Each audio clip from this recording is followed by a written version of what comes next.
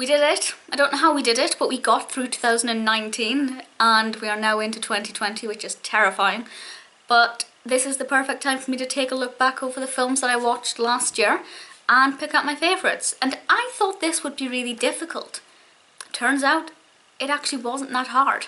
We've had some phenomenal films this year and I'm quite happy with the 5 that I've chosen.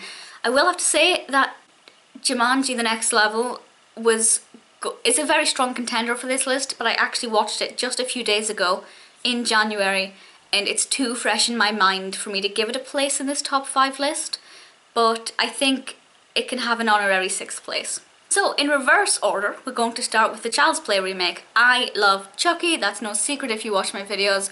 I'm obsessed with the Child's Play films and I was really nervous for this film because I thought, doing the remake might not work out. But I thought they hit the nail on the head with it. The colours were fantastic, the character of Chucky was great. He looked a bit odd. Not too happy with the way he looked, but the way he acted was just great. Absolutely loved it. Shazam. Not usually my kind of film, by which I mean it's more Marvel than DC, and I'm definitely more of a DC girl. But even though this DC film felt like a Marvel film, I thought it was great. I loved the narrative. I love the idea of somebody becoming a superhero when they're quite young and not, still being quite childlike in their habits, but still being in charge of doing a lot of life-saving, as it were. And this film is it's a barrel of fun. I don't think they're going to stretch this into a massive franchise, but what they did with Shazam, I was very happy with. Third one takes up a lot of my mind space, and that's Pokemon Detective Pikachu. I grew up in the 90s, I collected Pokemon cards, never really knew what to do with them. And then last year, watched Detective Pikachu and kind of fell in love with Pokemon a little bit. I downloaded Pokemon Go and I haven't stopped playing it since, I think, May. So that's, a lot of my time's being taken up with Pokemon when I'm out and about. But the film itself was adorable, very cute. I would love to watch it again now that I'm more familiar with a lot of the characters from playing Pokemon Go. I'd love to kind of rewatch it and see how I find it now, but without a doubt this was always going to be in this list. Let's face it, Joaquin Phoenix and the Joker is going to take so many awards at the Oscars and I'm really looking forward to seeing how well it does. The film was incredible. I have only just realised there are 2 DCs in this list. I knew I'd like it, but I never realised how much it would touch me. The way it handles mental health is amazing.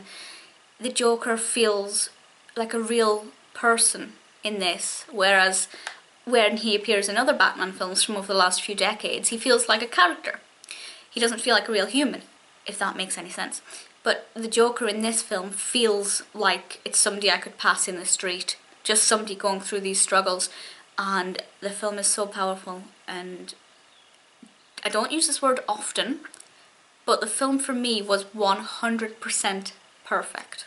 Maybe my number one's a bit of a cop-out. I feel like the Joker would be number 1, but for me, because of something that is giving me a lot of happiness and hope just now, it's Rise of Skywalker. I'm a new Star Wars fan, I absolutely love it, I'm completely obsessed. Whenever I think of General Organa, I smile. And as such, whenever I think of Rise of Skywalker, it makes me happy. I have just reviewed this on this channel, so you can go and watch that video if you want to know my full thoughts. But this film needed to be good for me. It needed to handle Leia well, and I won't say any more, I won't spoil it. But for me, it was a great way to end the year. So those are my top 5 and an honorary. As I said, the Joker would probably be number 1 if it wasn't for the fact that I'm currently painfully obsessed with Star Wars.